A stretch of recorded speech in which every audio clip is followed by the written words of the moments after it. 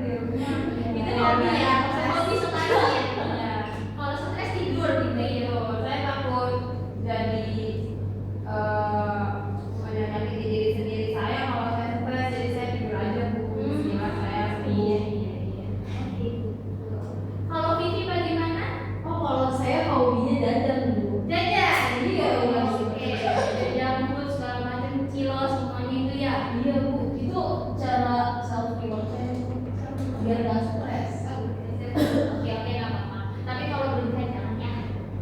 Oke, selanjutnya kita memahami konsep emosi kita. Setiap manusia itu punya daya tampung bebannya masing-masing. Jadi kalau misalnya nanti ada teman kalian yang kayak aduh aku stres banget deh gini, kalian harus memahami aja, jangan kayak alay segitu doang masa lu kayak gitu sih gitu kan. Biasanya teman-teman pas ada gitu dosen temannya Iya, Bu. kan jangan kayak gitu. Iya kan. Iya, gua nggak boleh dimentin, dikasih tahu. Oh gitu, Mantap, Bu. gitu. Oke, selanjutnya ini bagaimana stres menumpuk. Nah, ibarat wadah penampung air, batin kita perlahan penuh oleh tetesan tekanan hidup, tekanan batin. Itu yang bisa merusak mental kita. Mental udah rusak, itu susah diobatinnya.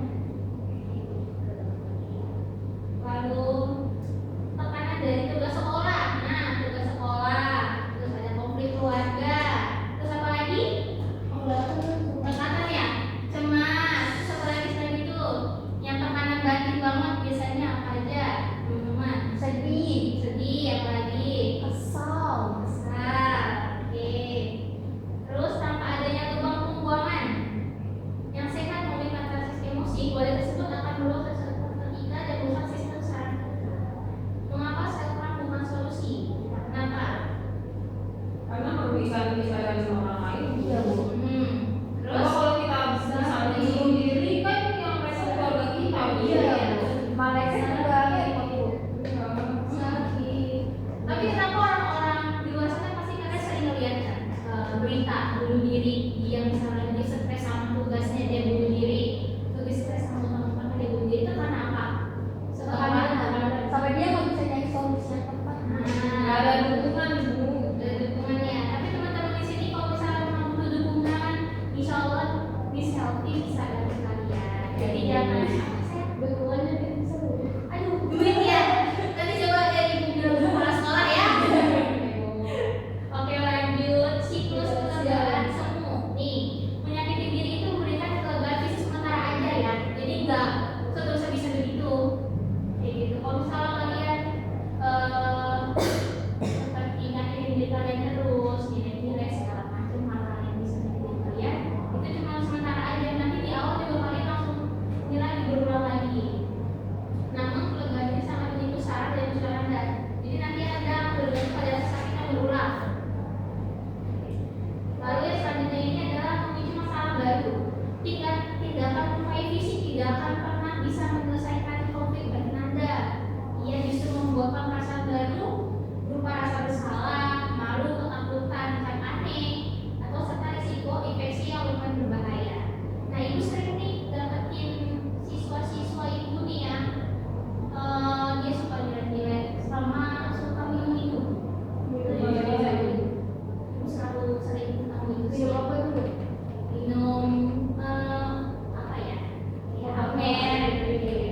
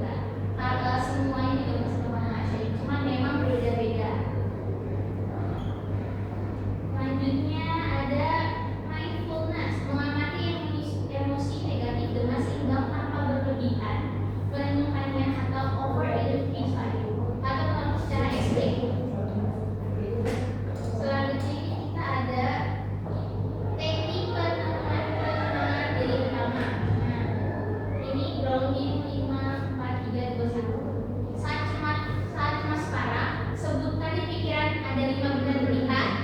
Lalu yang keempat itu 4 disentuh.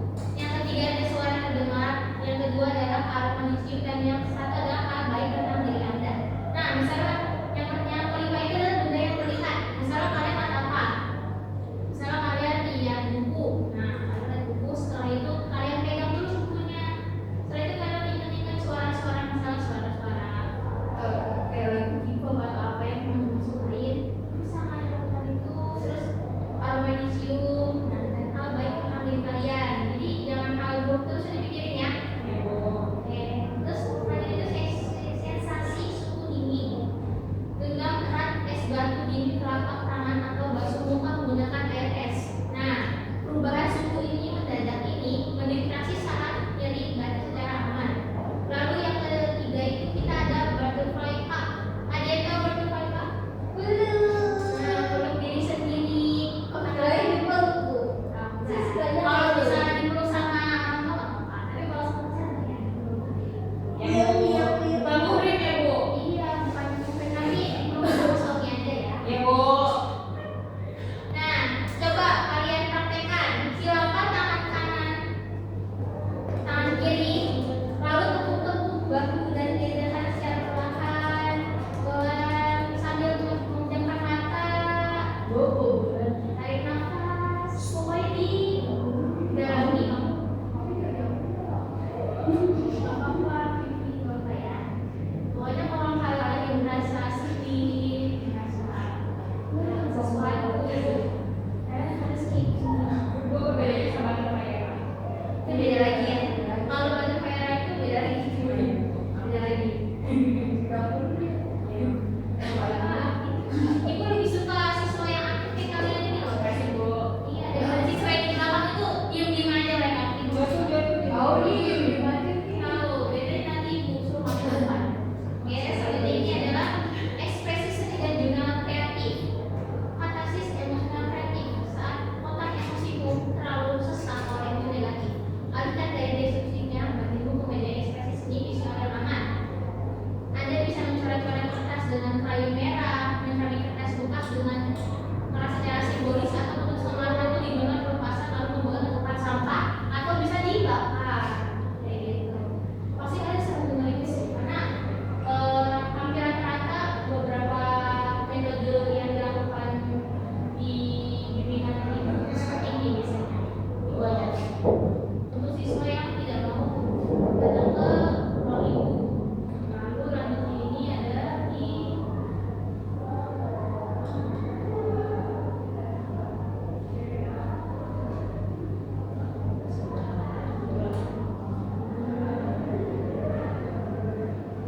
ini kita ada latihan box breathing sederhana. Menstabilkan detak jantung saat panik. Pola pernapasan tinggi atau box breathing ini digunakan oleh atlet hingga profesional untuk menahan otak dalam kondisi darurat atau ekstrim. Yang pertama itu tarik nafas perlahan lewat hidung selama 4 detik. Nah, itu tarik nafas 4 detik, terus baru buangkan. Biarkan nafas dan tahan di dalam dada selama 4 detik, lalu dihembuskan perlahan lewat mulut selama 4 detik. Setelah itu tahan kosong dengan paru-paru selama 4 detik. Lalu, nah, WBK ini adalah 100% aman dan rahasia. Jadi kalau teman-teman punya problem atau pengen curhat sama ibu,